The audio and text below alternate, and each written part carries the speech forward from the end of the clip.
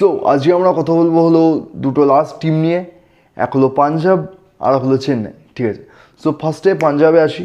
পাঞ্জাব তো এবছরে তোমার প্রভসিমরন সিং আর ওদিকে শশাঙ্ক সিং, এদের দুজনকে রেখে মানে পুরো টিম অল ক্লিয়ার করে নতুন করে পুরো স্টার্ট করেছে। দারুণ একদম পার্টস নিয়ে গেছিলো তোমার অকশানে, ভালো তোমার কেনাকাটা করেছে। পাঞ্জাবের বছরে তুমি টিম দেখো ভাই, সলিড টিম আছে। ওদিকে পাঞ্জাব কোচ হিসেবে আনে হলো রিকি পন্টিংকে, আর রিকি পন্টিং জানে যে তার সাথে তোমার শ্রেয়াস আইয়ারের পার্টনারশিপ কীরকম যায়।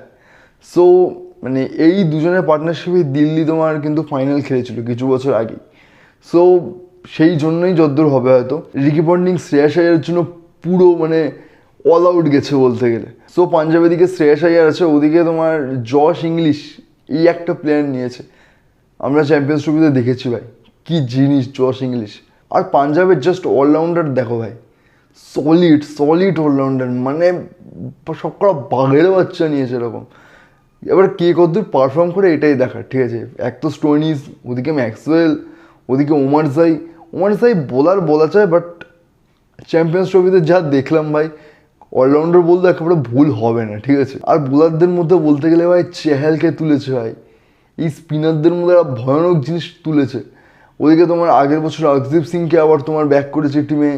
ওদিকে তোমার হরপ্রীত ব্রার, এই একটা ভালো স্পিনার পাঞ্জাবের, এই স্পিনারটাকে ব্যাক করেছে পাঞ্জাব। ওদিকে ফার্স্ট বোলিংয়ে কুলদীপ সেন আছে, ফার্গুসন আছে।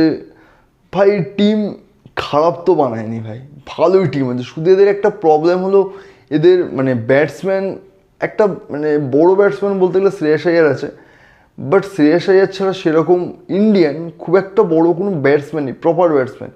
মেবি আর একটা হয়তো ইন্ডিয়ান কোনো প্রপার যদি ব্যাটসম্যান থাকতো এই টিমটার জন্য আরও হয়তো বেটার হতো। আর একটা জিনিস বলে রাখি, এই টিমটা কিন্তু মানে দুটো স্টেডিয়ামে কিন্তু এবছর খেলবে না। দুটো স্টেডিয়াম মিনস এদের হোম গ্রাউন্ড দুটো হবে, এক হলো মুল্লাপুর, যদি আমি ভুল উচ্চারণ করে থাকি তো সরি, আর তোমার ধর্মশালা। এই দুটো স্টেডিয়াম তোমার পাঞ্জাবে বছর খেলবে তোমার হোম গ্রাউন্ড হিসেবে আসা। সো চলো ফটাফট পাঞ্জাবের একটা প্লেইং 11 আমরা বানিয়ে নিই। সো ফার্স্টে এখানে ওপেনিং করবে হলো প্রভসিমরন সিং, সাথে হলো জশ ইংলিশ। আমার মনে হয় ভালো হতে পারে এই পার্টনারশিপটা। তারপরে ওদিকে এদের 3 নম্বরে নামবে হলো শ্রেয়াস আইয়ার, 4 নম্বরে মার্কাস স্টোইনিস, 5 নম্বরে Maxwell. Solid batting line up আছে ভাই। 6 ওদিকে নেহাল বাদেরাকে ট্রাই করা যেতে পারে, সাথে শশাঙ্ক সিং, তারপরে মার্কো জেনসন। এই মার্কো জেনসন প্লেয়ারটা ভাই বোলিংও তোমার করে দেবে, ওদিকে ব্যাটিংও শেষের দিকে চালিয়ে দিতে পারবে। চাইলে তুমি ম্যাচও বার করিয়ে নিয়ে যেতে পারো, এই প্লেয়ারের এই ক্ষমতাও আছে ব্যাটিংয়ে। তারপরে দুটো স্পেসার আছে তোমার বিজয় অভিষেক আর ওদিকে অর্শদীপ সিং, আর এট দ্য লাস্ট হলো চেহাল। ভালো তোমার আছে পাঞ্জাবের জন্য টিম, একদম একটা চান্স আছে কিন্তু পাঞ্জাবের এবছরে কিছু করে দেখানো। সেই কলকাতার সাথে ফাইনাল খেলেছিল, তারপরে তোমার নক আউটে পৌঁছতেও পারিনি আজ পর্যন্ত, সেই লাস্ট। সো মেবি কিছু করে দিতে পারে। এদের প্রবলেম হলো এরা বড় বড় প্লেয়ার তো কেনে প্রতিবারই মোটামুটি, মানে বড়ো পার্টস নিয়ে যায়, বড়ো প্লেয়ারও কেনে, বাট প্লেয়ার পারফরমেন্স করতে পারে না, এই হলো এদের সমস্যা। ঠিক আছে, আর যেটা বলার সেটা হলো লাস্টে ওদিকে সাবস্টিটিউশনে আমি দুটো প্লেয়ারের নাম বলবো, এক হলো কুলদীপ সেন আর এক হলো হরপ্রীত ব্রার। এই হলো পাঞ্জাব নিয়ে কথা বলার। ঠিক আছে, সো চলো এবারে সিএসকে নিয়ে একটু লাস্ট কথা বলে নিই, আমাদের লাস্ট টিম। যদি সিএসকে টিমটাকে নিয়ে বলতে হয় তো এদের ক্যাপ্টেন হলো ঋতুরাজ, সাথে ধোনি আছে, আর সাথে এদের কনভে আছে, ওদিকে রচিন রবীন্দ্র আছে, এবং রাহুল ত্রিপাঠী একটা খুব ভালো প্লেয়ার কিনেছে তোমার। এই প্লেয়ারটাকে যদি ইউজ করতে পারে তো খুব কাজে দেবে সিএসকের জন্য। ওদিকে জাডেজা অশ্বিনে সেই জুটি আবার ফিরে এসছে বহু বছর পর সিএসকেতে।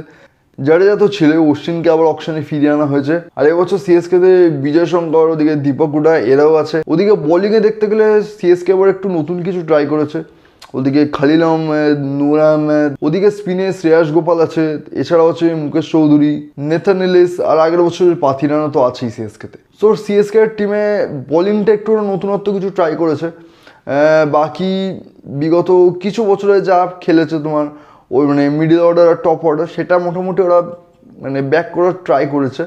ঠিক আছে, ব্যাটিং মানে সো সিএসকে একেবারে টিম খারাপ না, বাট মানে অ্যাভারেজ টিম আছে মোটামুটি, না খুব ভালো না খুব খারাপ। তো সিএসকে প্লেইং 11 নিয়ে বলতে গেলে আমি ওপেনিং করা বলো কনভের সাথে রচিন রবীন্দ্র, 3-এ আমি ঋতুরাজকে আনবো, আর 4-এ ওদিকে রাহুল ত্রিপাঠী, 5-এ দুবে আছে মিডল অর্ডার ভালো সামলে দেবে, তারপরে আছে 6-এ জাডেজা, তারপরে এরপরে 7-এ ধোনি, 8-এ ওদিকে অশ্বিন, আর ধোনি চাইলে অশ্বিনের পরেও ব্যাট করতে নামতে পারে। তার 8-এর পরে তোমার 9-এ নূর আহমেদ, আমার মনে হয় বেটার হবে এটা। আর ওদিকে 10-11-তে খালিল আহমেদ আর পাতিল রানা। এই হলো মোটামুটি প্লেইং 11 আমার মতে, ঠিক আছে। তোমার যদি মনে হয় তুমি কিছু চেঞ্জ করে বা তোমার আলাদা মত, সেটা তুমি কমেন্ট সেকশনে অবভিয়াসলি বলতে পারো।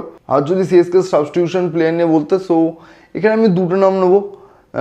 এক হলো দীপক হুডা আর এক হলো বিজয় শঙ্কর। এই দুটো প্লেয়ার আমি রেখে দেবো। সো এই ছিল সিএসকে টিমটা নিয়ে কথা বলা। সো আজকে নিয়ে 10টা টিম নিয়ে আমার কথা বলা হয়ে গেছে। বাকি 4টে ভিডিও এখানে দেখতে পারো, ঠিক আছে। এটা নিয়ে 10টা টিম তোমার হয়ে গেল কথা বলা। সো যাও, বাকি যদি ভিডিওগুলো না দেখে থাকো সেগুলো দেখো। এবং কালকে থেকে আইপিএল স্টার্ট হচ্ছে, কালকে থেকে বেশ মজাদার ভিডিও আবার শুরু হবে, ঠিক আছে। সো আজকের মতো ভিডিও এই পর্যন্তই, ঠিক আছে। দেখা হচ্ছে কালকে ফার্স্ট ম্যাচ আইপিএলে সেটা নিয়ে। তো বাই, চলো।